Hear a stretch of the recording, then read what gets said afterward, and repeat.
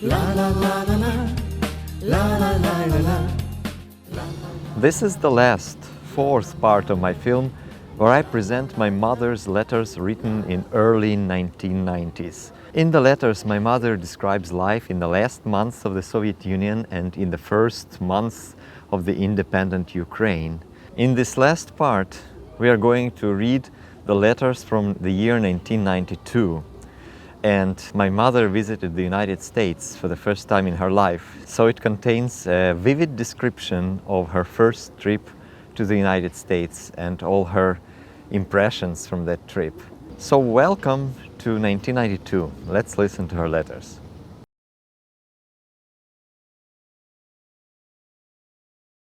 So many events have taken place in the course of the months that passed since my last letter to you. We have initiated and joined the CIS.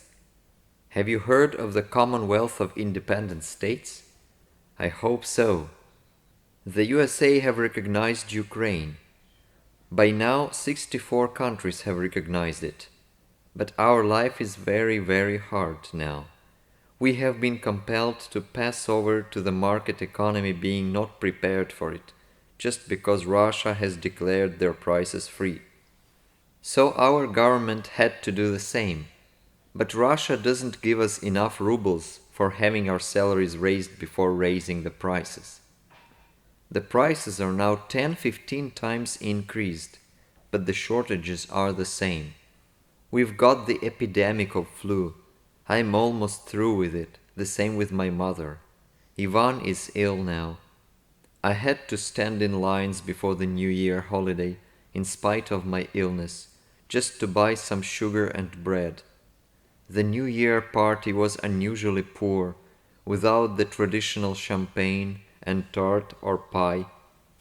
This month coupon rubles are being introduced in Ukraine for buying food and all other goods in shops.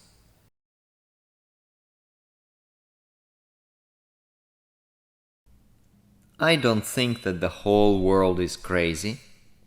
I can see the inevitable logic in our life. We've deserved the collapse, the fast changes, the hardships, the poverty, by our historical experiment. Everything has its reason.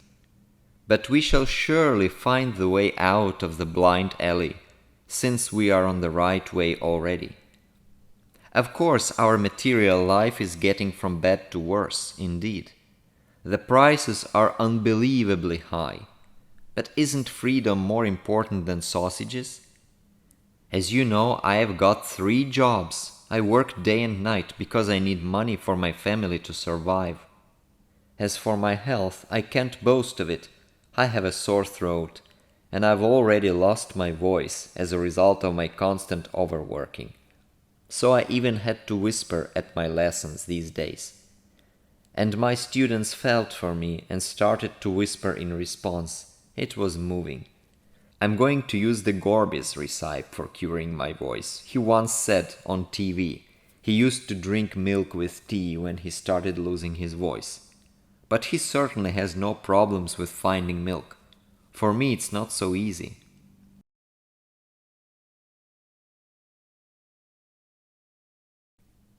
I am reading The Golden Rose by Konstantin Paustovsky. It's a book about psychology of literary activities. The author is a good writer. He is analyzing the process of writing, the poetic inspiration, the inner world of a writer. I like it. It's not quite a theoretic research. It shows how a writer makes a golden rose of small particles of gold. Golden Rose is a book, and Particles of Gold is his observations, experience. The book consists of short stories. Here are some of his thoughts that will probably interest you. It's almost impossible to prevent a tale or a story from being born. It's the same as killing an alive person. Almost every writer has some special person who inspires him, his good genius, which is another writer. When you read at least some lines of your inspirator, you'll surely wish to write yourself at once. Such writers are often very far from us in manner of writing and themes. Genuine prose has its own rhythm.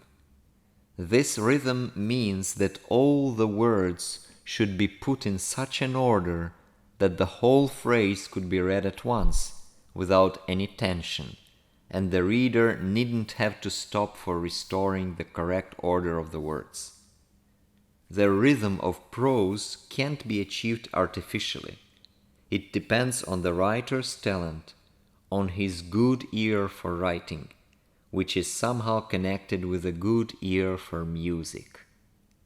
Inspiration resembles first love, when the heart hammers in anticipation of exciting dates, smiles, reticences. Then the writer's inner world is like a magic musical instrument, and it echoes the most hidden, the most imperceptible sounds of life. The author's intention is like a lightning. Electricity is being accumulated day by day. When atmosphere is saturated up to the critical point, a lightning is born out of it, which is followed by a heavy shower. The lightning can be compared with the author's intention and the shower with the intention.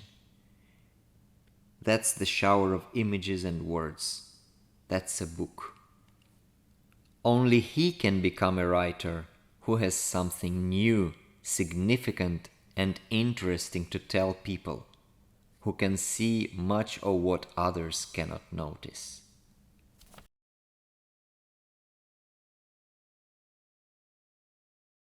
I do hope I'll see the American Paradise this summer. The World Peace Prayer Society has invited us to participate in the second Peace Festival, which will be held in Armenia, New York, on August 22nd. We'll come to the USA if we find a sponsor to pay 100,000 rubles for each of us, in the middle of August. Then I'll really meet so many friendly and caring people.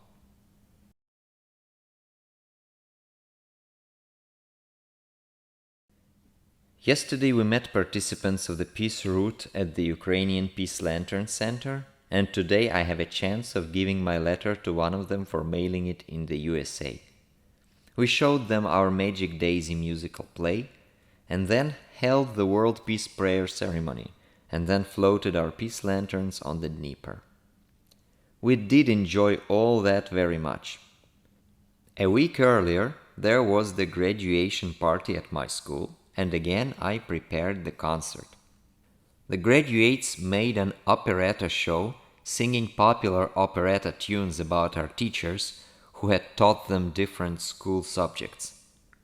It was not bad, but I had to work hard with them because I didn't teach the graduates any subject. That's why it was not so easy to do in comparison with the last year party when I did it with my students' graduates. This year the graduates carried flowers not to the monument to Lenin at last, but to the monument of the unknown soldier. For the first time Ukrainian national anthem was played instead of the Soviet anthem. My heart was filled with joy. Our school will be Ukrainian next year, so the official language will be Ukrainian in it. But this year only the anthem was in Ukrainian. All the rest was done in Russian. I still don't know if we can visit the USA. You can't even imagine how much I'd like to see it. If you remember your childish feelings before Christmas, maybe you can understand me then.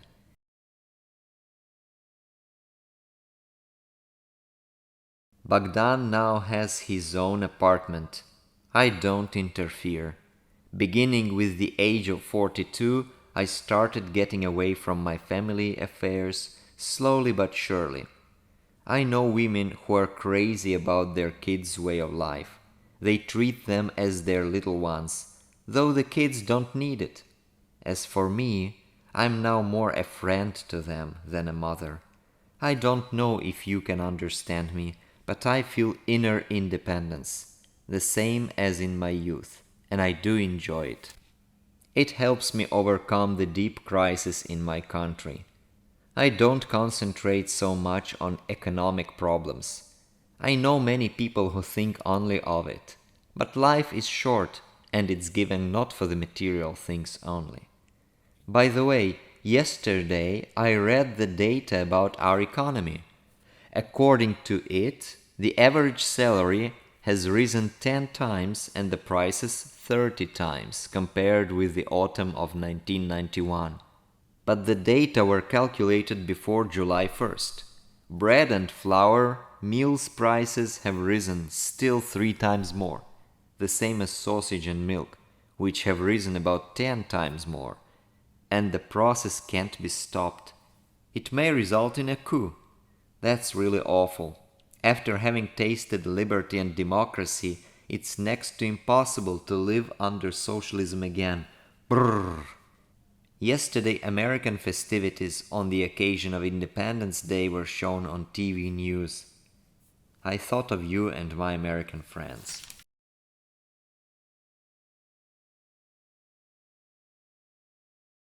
The weather is unbearably hot and dry. The garden of mine needs watering, but I have little time for it. This year I have no summer rest at all, because of the bureaucratic obstacles on the way to reaching your country. I have to work with lots of documents every day. I hate it. I better write lots of poems instead. Eventually they were able to go to the United States, but after a long stress, after great difficulties, overcoming so many obstacles. And my mother tells about it in the letters after her visit to the United States. But first, let us listen to her diary from her trip to the United States. August 18th, 1992. About midnight, I'm in bed in Tapaningo Lodge Hotel in Armenia, New York. My friend Lydia is sleeping. America is sleeping. My friends in America are sure sleeping, but it's morning in Kiev now, and I can't sleep, I can't eat. I could have danced all night. I am in America. My dream has come true at last. That was my brother's sweetest dream, to come here too. The flight was not very hard. The meals and drinks in the plane were incredibly delicious. I was making peace lanterns together with my students. We even sang some peace songs. Slept a little and ate too much. The landing in Shannon Airport, Ireland was impressive. Lots of goods of high quality made us frustrated because we had no hard currency. It was like visiting a museum of a capitalist shopping world. Yuri was impressed mostly with the diversity of beverages, alcoholic drinks of course. As for me, I liked Irish dolls made in old style best of all. Lydia wondered how the shop assistants could trust the customers. She said in our country half of goods could be stolen. Our girls visited the bathroom and said they'd like to spend all their life there. So clean, quiet and elegant it was. The visit to Ireland lasted for half an hour, and then we were invited to our plane. We were invited in Ukrainian. It was a pleasant surprise for us. We would be invited in Russian in Moscow or in any other town of the former USSR. 7 hours later we landed in New York. Thanks God I could speak English, otherwise our group would be just helpless there. Mr. T, Taira Tanaka, met us with his joyful hello and the most happy smile. He said he didn't believe the miracle would happen and we could arrive in New York until he saw us there. He invited us to a large Japanese, half car, half bus, very beautiful and comfortable, and we started our trip in America. My first impression was very strange. Well, is that really America? It looks like Ukraine. Almost everything is very much the same. The highway, the traffic signs, the landscape, But suddenly we stopped, and the driver had to pay for riding along the highway. That was America already. And later, when we entered a town with its super white cottages among the super clean greenery, with one or even two American national flags near each of them, I knew that was America, and I liked it. We could see no passers-by, and that was America, and I was surprised at it. We could see unnaturally nice, clean and bright buildings, and that was America, and I was sure of it. 2 hours later, we were in Armenia. Taira took us to the office where we met very nice, smiling, kind people. Tonya, Lion, Chris, and other peacemakers. I asked if I could call to Texas, and they kindly permitted me to do that. I called Steve, and I spoke with him and Donna, and it was only natural that I could speak to them. Though they were many miles away from New York State, but it seemed to me they were just in another street, because I was in America. Then I called home. The people in the office offered to do that, though I understand how expensive it was. My son took the receiver and he said he thought I hadn't left Kiev, because he could hear me very well. I spoke to my mother then. She was excited and very happy that the flight was safe. Then my students called home, as well as Yuri and Lydia, and we went to our hotel, which appeared to be something like a camping in the thick of a very nice virgin forest. It was time for dinner, and Mr. T invited us to a restaurant. Everyone agreed, but not me. I was too excited for dinner. I was full with impressions and emotions, and I wanted to stay alone in the hotel. I wanted to relax. By the way, there were no other residents there but us. Not a single door could be locked in it. Even the entrance door was unlocked. But the American friends said, "It's absolutely safe here. Nobody will come. You needn't get locked." So I was left all alone in the unlocked hotel. It was late. It was dark outside. I thought of American gangsters that our propaganda once frightened us with, and I didn't believe it anymore. I took a shower, the door was unlocked, and suddenly heard some noise. I could hardly dress after the shower when I heard very distinctly some heavy footsteps, and thought about the gangsters again. Was our propaganda right? Still I opened the door of my room and courageously went to the hall to meet my murderers. How happy I was when I saw an elderly lady with a heap of towels. That was Helen, the mistress of the hotel. I greeted her with hugs and laugh and told her about my detective story. Then I put all the things into order, and in a while our group returned. They were all happy and told me about the delicious food and the wonderful restaurant. They brought me some hamburgers and beverages. I had to taste them. They were nice, but I was not hungry. It seemed to me I'll never be hungry here. I'll be full with spiritual food. Well, now I understand that it's not just my dream, but I am in America indeed, and that is only the beginning of everything that will be kept in my soul forever. Day 2, August 19th, 1992. In the morning we were taken by Barbara, Markia and Chris in their 3 cars to the canteen, which is situated in 3 minutes' ride from our hotel. When we were riding through the forest, we saw some hazels there. In the canteen there were lots of people sitting in groups of 8 persons at round tables. A preacher recited a prayer, which I was translating for my group, and everybody said Amen, and we had a very unusual breakfast.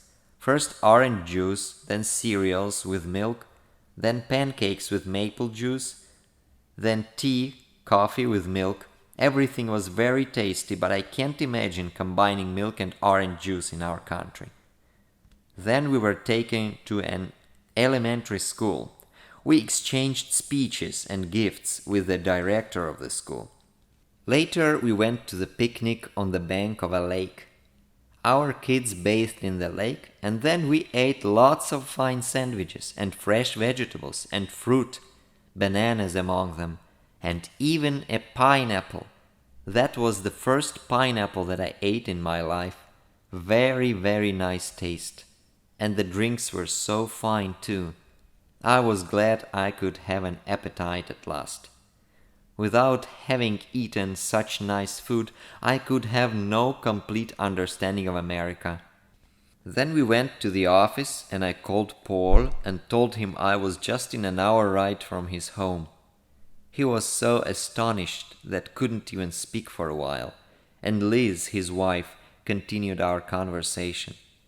We decided that I would visit them on Thursday.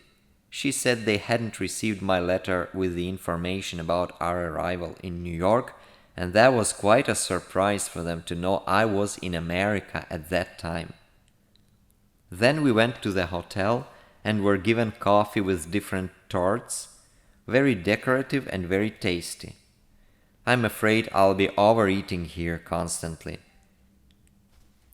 Victoria, a peace teacher, played games with the American and Ukrainian kids. It was fun to watch them. She seemed to be a kid herself, and she did what our teachers would never dare do in the presence of their students. She jumped, ran, shouted, and had fun like a little girl. The kids imitated her movements and sounds, and all had a very good time. I liked Victoria very much, and I tried to speak to her more to know her better. She appeared to be very spiritual and excited. She presented her husband to me. They were radiant with love when they looked at each other, and I told them I was happy to see them. They had been just made for each other. I felt I'd like to be young and in love again when I saw them. Yes, love is great when it's true love. Victoria agreed with me and told me they were looking for each other for a long time until they met each other. She is 5 years older, but it doesn't matter at all. We had dinner in the same canteen with the same old blacks who were staying in America at the invitation of a Catholic mission who invited the poor people to have a rest there in summer. We were given large pieces of fried mutton, boiled vegetables, rice, margarine, muffins, and juice with ice. I thought of my mother, who could be happy to stay in such a nice place and have such a rich dinner, though she is not an old black woman of the New York ghetto, but an educated European woman having 2 institute diplomas and ex-director of a kindergarten. After dinner, we returned to our hotel, where Chris was waiting for us with his musical instrument and with some American high school students and Kate, their school superintendent, former music teacher. They had a rehearsal of Chris's song All United Nations, together with our kids. I was surprised to see how serious the American students were during the rehearsal. Our kids are usually noisy and most of them can't concentrate on work as seriously as the American students did. I suddenly felt I had to go back to Ukraine to do something to make our life there more rich, more happy, though I had no idea how to do that. At the same time, I had a presentiment that I would miss everything and everyone that I met in America. I'm lying in my bed, overexcited and at the same time too tired. I'm sleepy.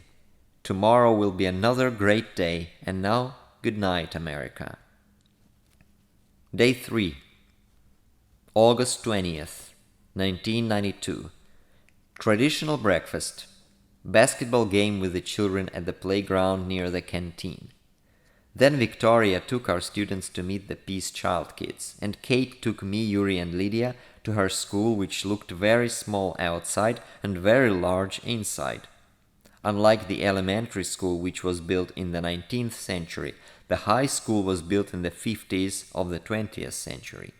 We liked everything there, especially the gym, which Lydia and Yuri liked best of all, and the textbooks, which I liked best of all. We met with the local school superintendent and talked with her about the possibility of coming to America again with more kids to stay in families and attend classes there. She promised to think it over. Then Kate drove us in her car, and on the way home she took us to a department store where we forgot about time and enjoyed the beauty, quietness, and incredible amount of goods inside. Kate bought a photo camera for us and some films. I felt like being in a wonderland there. I didn't even wish to buy anything. It was just next to impossible to try to choose something, but I was in the state of bliss, just hanging around and watching the shop assistants, the customers, and the goods. Of course, we were late for lunch. That's why Kate took us to the market, which was something like a cafe in Ukraine, where we bought salads, juices, and sandwiches. We ate our food when we came back to the hotel. We gave Kate a bottle of vodka for her kindness and made some pictures of her and of us with her. Mr. T had his own surprise, telling us about the possibility of meeting the Broadway theater director tomorrow. He said that man was very much interested in talking to us. Of course, we'd be very glad to meet him, but Taira did his best to prevent us from meeting that important man. The fact is that we had to meet him in Manhattan, which was the devil's place according to Taira. He warned us that our kids could be killed, raped, kidnapped there. What had we to do? Nothing else but agree with Mr. T that we'd better meet him next time. But when will that next time be? Nobody knows. Then a huge taxi driver came and informed us of his readiness to drive us to Weppinger Falls to my pen pal Paul. Of course, it was Mr. T who kindly gave me that opportunity to visit my pen pal, whom I knew by his letters for about 30 years. Lydia wanted to go with me, so we got into a luxurious dark blue car and started our trip to the land of my childish and youth dreams. I started corresponding with Paul when I was 15, and what I knew of America I mostly knew from Paul at that time. I asked Bob, the taxi driver, to ride slowly along Poughkeepsie, where Paul lived before he married, and I could recognize some buildings which I saw in the pictures that he had sent me. So I was coming back to my youth dreams, and my heart was beating wildly. I thought of my late brother.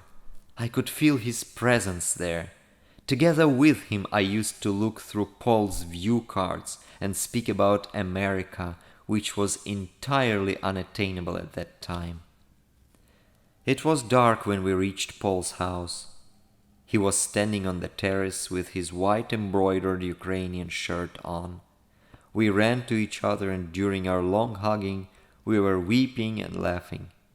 His wife Liz came out to the terrace and hugged me too. Then they gave a dinner to Bob, and he said he'd wait for us at the terrace. We entered the sitting room and saw a large loaf of bread on the table with the inscription, "You're welcome" in Ukrainian. Everything was so nice inside, and I wanted to see just each and everything. But we had little time, so we first went out to see their yard. There were 3 large cars there, and it surprised me because Paul is very poor. He only gets his invalid pension because he owes money to 6 doctors after being operated on his brain. Liz doesn't work too. She takes care of her paralyzed father. There was a garden and a vegetable garden in the yard, and there were 2 raccoons eating very nice biscuits there. Paul tried to speak Ukrainian, but he could say only a few words. He was very excited. I had thought he could speak Ukrainian better, since his grandparents on mother's side were Ukrainians. And his vegetable garden looked very Ukrainian too. Then he came back to the house again, and after exchanging our gifts, we had some tea with a tart, and Paul gave me the bread. I am going to take it home. When we left Paul's house, Lydia said she didn't believe Paul was poor. Yes, according to our views, he is very wealthy. I wonder how rich Americans live if poor people possess such nice things. On the way back, Bob asked us what we liked in America. Lydia said she liked bananas, and Bob suggested that he would buy some bananas for the beautiful Russian ladies. It was funny, but Lydia agreed, and I had to translate their conversation since Lydia doesn't speak English. So we stopped at a supermarket, and again we were in a wonderland. The food was incredibly beautiful. How can people decide what to choose here? It seems to me it can take a person a year to buy everything that is on the sale, even in one shop. I felt as if Bob's car was a time machine that took us to another planet. I was too excited and, as a result of it, on the verge of crying. Then we went to our time machine with Bob's gift in Lydia's hands. Lydia gave me some bananas, and I was riding like in a dream in the fashionable limousine along the immaculate American highway illuminated with fantastic lights, eating delicious bananas and swallowing sweet tears of delight. The day was great, and it included so many events and emotions that could be enough for a month. It's 2:30 in the morning. I could have written all night, but I feel that I can get older a month with each coming day. Good night, America. Day 4, August 21st, 1992. After breakfast we went to the office, wrote our speeches in 2 languages there, then got some gifts from the society, including t-shirts, caps and towels with the inscription "May peace prevail on earth." Everybody asked about my visit to Paul. All were very kind and careful. Then we got in a school bus together with lots of American kids and were taken to Connecticut State to see a waterfall. In the bus I met the Peace Child director with his wife and a baby of a year and a half. What strikes me here is how peaceful American children are. No conflicts, no shouting, even the baby never wept. But I also noticed another side of the people's relations. They differed from our people with something undefinable but tangible. I felt my heart squeezing when I watched them communicating with each other, and especially with children. They lacked something natural. They were like people in a movie or like people from another planet. Very kind and open, and at the same time lacking some colors in the specter of human emotions. Some dark colors, but some light colors too among them. It made me sad. I felt homesick. So the first half of our stay in America is over. Tomorrow will be a great day. Anyway, all days are great here. Day 5, August 22nd, 1992. I'm very much impressed with everything, and I'm very tired. I can't write a lot. Everything has been videotaped, and I hope to see the tape someday. The most important event undoubtedly was the World Peace Prayer ceremony and our performance. Paul and Liz and their relatives came to Armenia. Liz was taking pictures and videotaping everything too. Paul was very excited with our performance. I asked him to put on his Ukrainian shirt, and he did it. When we parted, his eyes were full of tears. He was parting not only with me, but also with Ukraine, whom he loves dearly. He gave me a souvenir dedicated to the first anniversary of independent Ukraine, which will be marked on August 24th. I also ate some Indian food, but I didn't like it very much. When I was eating my food, I was talking with an American farmer. I asked him why he came to the festival. He said he was there last year and enjoyed it. That's why he decided to come again this year. He told me about his family and he said he could earn more money, but he was satisfied with what he had. I thought it looked like stagnation. It sounded like in the Soviet Union, but still he looked very American. And again I felt that limited specter of emotions which made me homesick. In the evening there was a banquet with champagne and lots of wines. There were candle-lit peace lanterns on the tables, and we talked to many people who came in turn to our table to meet the Ukrainians. Then we discussed the program of the next day, and the Americans started to irritate me with their long arguments on how to spend our time. They were rolling the subject of the conversation to and fro, and we spent much time in fruitless discussions. Then I told them it reminded me the debates in the Ukrainian parliament, which resulted in voting against everything they were calling for. The Americans and the Japanese couldn't understand me. And suddenly I understood. They were all drunken. It made me laugh and I wasn't angry with them anymore. Then we went in 3 cars to our hotel. One of our cars nearly escaped an accident because the driver was drunken. Fortunately, we managed to get to the hotel safe and sound. But still, I'm not sure we all know what we are going to do tomorrow. Day 6, August 23rd, 1992. Today we met a very interesting guy, an artist of Italy. He took the 3 of us to his home, which is a former church reconstructed inside into something like a museum of Indian art and culture.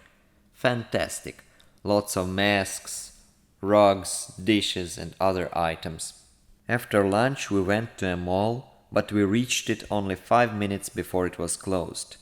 As I remembered Steve's pictures of a mall, I was somehow prepared to see such kind of a thing.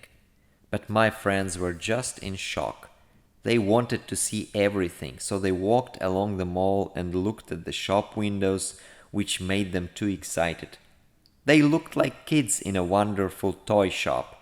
We dropped some coins into the fountain in the mall and left it for a bookshop, which had to be closed an hour later. I was happy I had managed to buy watches for my mother and son in the mall. I thought how happy my husband would be in the bookshop. It was just a book kingdom. Then we went to the house of Tonya's parents. It looked very much like Paul's house, but not so neat as Paul's, because it was the house of the Russians. Tonya's parents left Russia after the revolution. Her father sang Russian songs to us and gave us a guest book for writing some words in Russian there.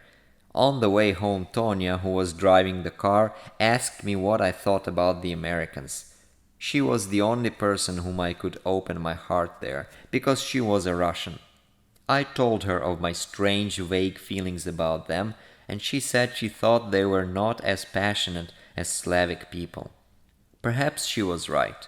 Still I loved them, and she loved them too. Day 7, August 24th, 1992. I didn't write notes on that day and after. That was our last day and we spent it in New York City. The contrast between the paradise in Armenia and the greatness of New York City was unexpected and shocking. My first impression of it was that it was ugly, especially those large inscriptions on the walls of the buildings in Harlem.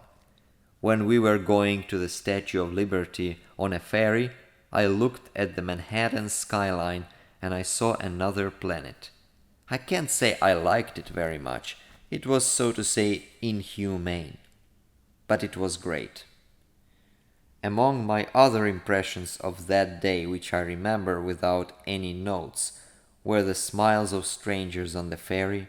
Some people were smiling to me, though I saw them for the first time in my life. When I looked at the Statue of Liberty, I again thought of my brother and of the great number of people who would be happy to see it live, but I was already overfed with emotions. I also remember meeting a Russian woman in McDonald's who told me she had been living for about 14 years in America. Her husband is an American and her kids are 100% Americans, but she can't get used to the American way of life and she is sure she'll never be able to adapt to it. I also remember how Robert, our guide, told me to look up, and I'll never forget the excitement of looking at the Empire State Building just at hand. Not a single view card or picture of it can produce the same impression. I told him it felt I was close to heavens. Why not pray for peace on top of it? God will surely hear the prayers much better there. Robert also showed me his earring in his left ear and predicted that many Ukrainian men will wear earrings soon too. Then we said goodbye to New York City and rode to the JFK airport. I'd be able to write lots about the hotel and its restaurant and swimming pool and shops, but I'm afraid my book is too long. Everything was great. It was really worth coming and seeing it, and I'm sure our people should visit America and learn a lot there. It is another world, on another planet, in another time system. I was prepared for it from our press and TV and from listening to those who had visited that country. But I made lots of my own discoveries, and I'm sure many people won't believe me here. As the proverb says, happiness lasts for 9 days. We spent only 8 days in America, and our happiness lasted even on board the plane.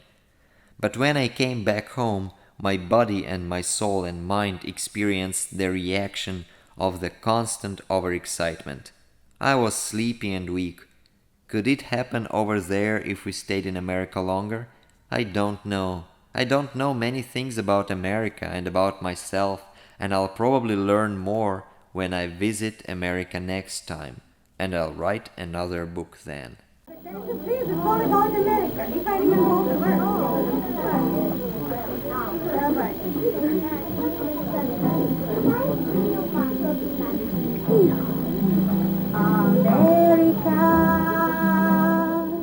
It is not very far from Ukraine, America. Yes, very quickly by plane to America. Have your breakfast in Kiev and lunch in New York, America. And at last you believe that it's not just your dream, but you really are in America. That's another land, that's another world, unexpectedly clean, unforgettably green. That's another land, that's another planet, that's the wonderful God-blessed America. America. It is far, very far from Ukraine, America. It is 100 years away, America. Yesterday I returned to Ukraine from America. I believe that any time it seems you can back to this distant America. It's a different land, that's a different world, unexpectedly wise, unforgettably nice. That's a different land, that's a different planet, that's a wonderful God-blessed America. America. It's a fabulous brand Christmas gift, America. It's so great that you feel like a kid in America. Still forever I'll keep in my heart a small part of America. with its fantastic sights, with its sun-shining smiles that are calling me back to America. That's a wonderland, that's a wonder world, unexpectedly kind, unforgettably bright. That's a wonderland, that's a wondered planet, that's the wonderful God-blessed America. America.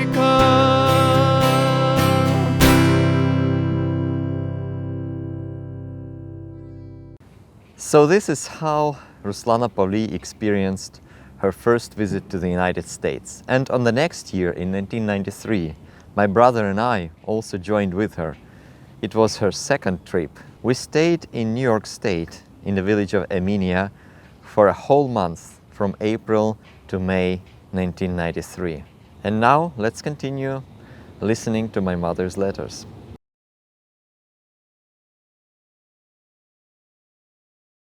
Dear Steve, I'm sorry I couldn't write earlier, but I was seriously ill after the New York-Kyiv flight. Hypertension and splitting headache as a result of constant overworking and overexcitement. I am better now, but I still can't write a long letter. I have to sleep more than usual. You probably know that after a disease, a person recollects the past events as if they were in a dream. The same is with me.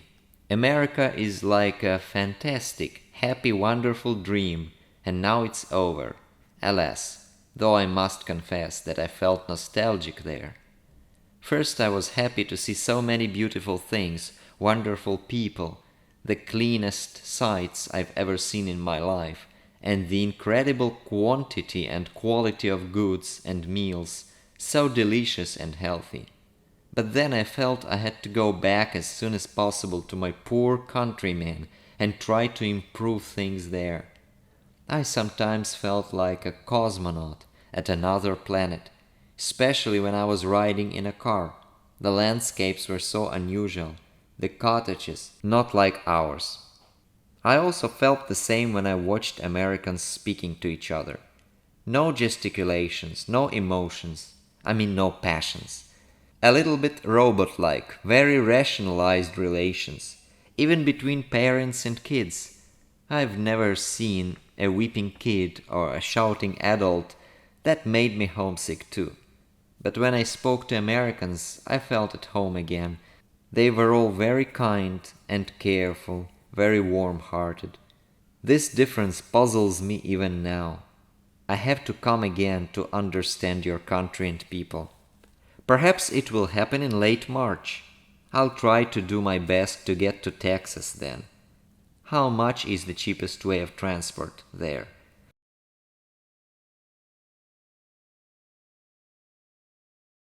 Did I ever think about not going home? Never. What did I really miss? Ukraine. Did I get to call home while I was there? Yes, I did. Do I think my friends and enemies will be jealous about my trip abroad? No doubt. I can read it in their faces. I haven't bought gifts for many people. My bags were not very full when I left the airport.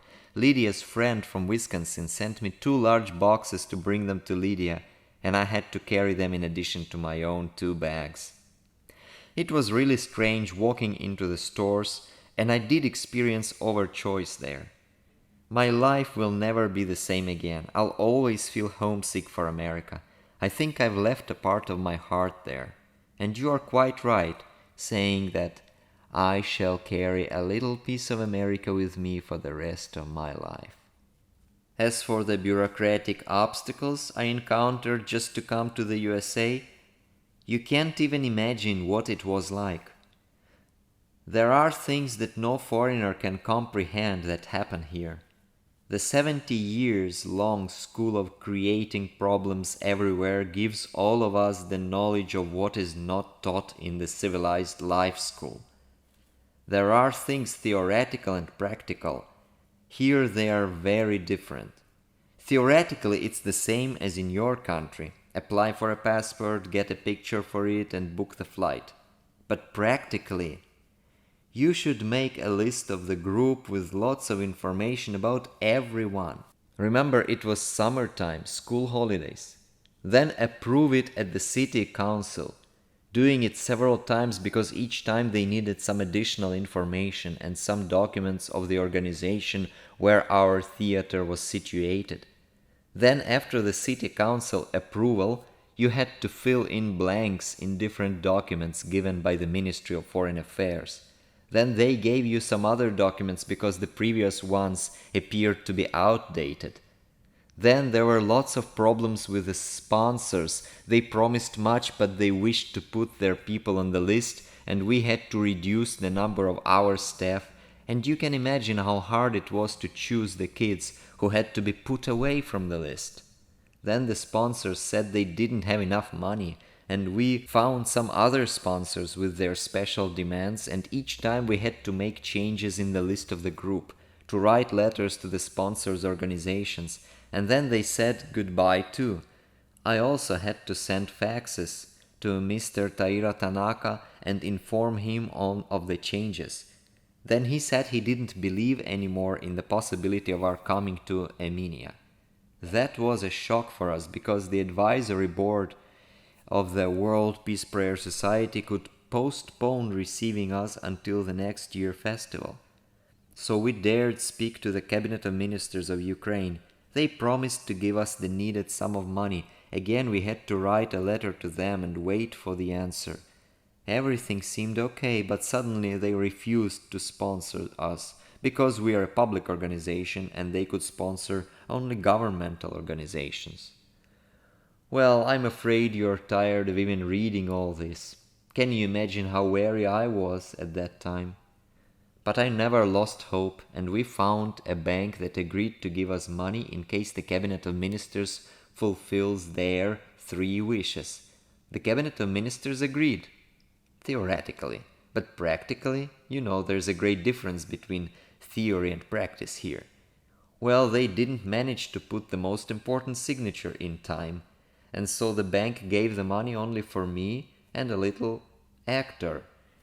And that's all. The other 5 of those who came to the festival had found their own sponsors somehow. Now you can understand why I got ill then, and today I'm ill again. I get pills and I have gained an allergic reaction as a result of it.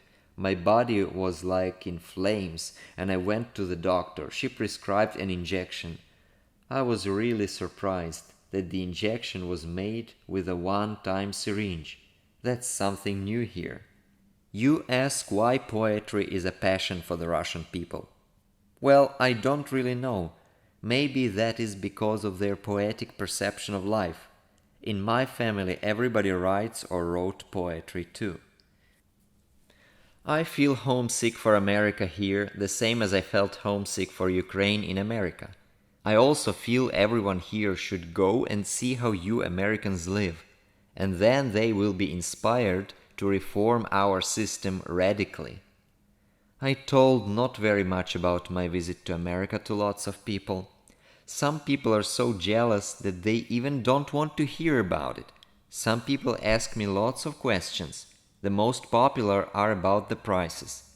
Some are interested in the immigrants' problems. There are many people who ask me why I had returned to Ukraine. There are people who tell me that they don't believe I was homesick there. After my visit to America, I feel it will take us 100 years to reach your level of living, if not even more.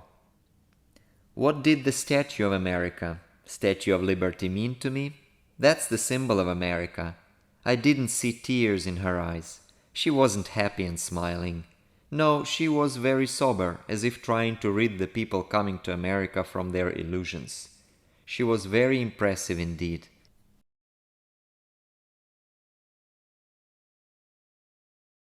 When I was a little girl, I thought adults led a dull life, and I didn't want to become an adult. It was like I was a child in an adult's world in America. Can you understand me? I'm not sure of it. Then imagine you can peep into the life of people of the 21st century. Sometimes I felt like I had traveled in a time machine and saw the future life. Wouldn't you feel nostalgic in such a case? What struck me was that the slogan "Everything for Man," which had been proclaimed in the USSR but never was materialized here, was made true in your country. Your people don't notice it. It's just as natural as the air they breathe. That's the best thing that I found in America. As for the dearest sights, well, perhaps it was the town of Poughkeepsie, which I knew from my pen pal's letters and pictures since I was at the age of 15. It has always been my dream to see it live. When I was riding in a taxi to my Ukrainian-American pen pal to Wappingers Falls, I asked the driver to drive slowly through Poughkeepsie.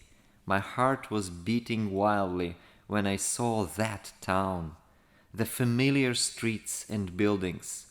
I thought of my late brother then, how happy he would be to know I did visit America.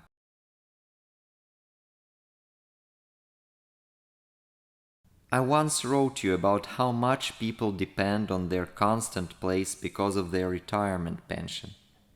And of course I never could imagine leaving my school after having worked there for about 25 years.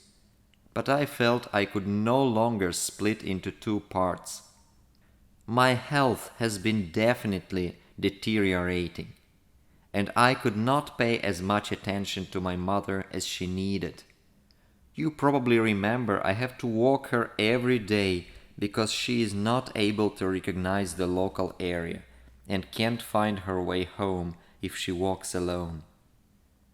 Another reason for my quitting the school was the constant dissatisfaction and jealousy of my fellow teachers, especially the administrators.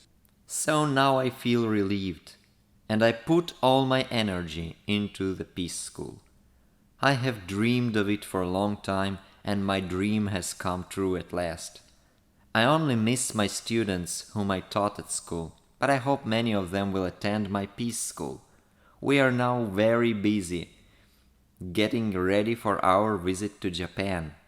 You already know how hard it is to prepare all the needed documents. Ukrainians in Russia, especially many Ukrainians in Siberia, where Stalin sent them, are very good workers too. Of course, our unnatural state system influenced our people too, but I hope the new order will help them regain their natural potentials. Many people don't believe in the new order yet. What is happening in our economy now? There is a joke here about the communists building capitalism, now here, which is close to absurd in its nature. And our economy is like an experimental ground again. The general feeling here is depression because of the deteriorating quality of life. Many people are negative about the changes. Many of them, especially the elderly ones, are afraid of the new ways and want to go back to the old order. Poverty humiliates people, and they don't want humiliation, and see the roots of their problems in democracy. It's hard to expect elderly people accept new ways of life with joy. I only worry about the youth. Many of them are quite indifferent. They only wish to enjoy life, to have money for their fun, nothing more.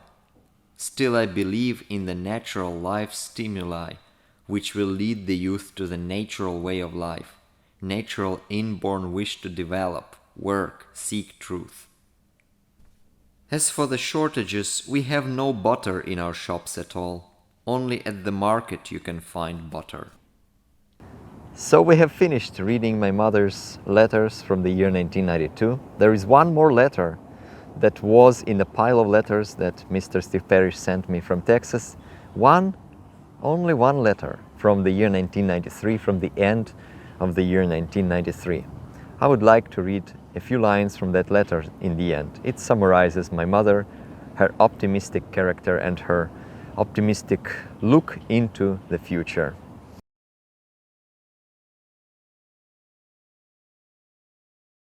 Hello, dear Steve. How are you and your family? I believe in good health and bright spirits. As for me, My health is not so good. My nose is running and I have a sore throat. But still I am in bright spirits. My country and my people are in depression because of the deteriorating economic situation.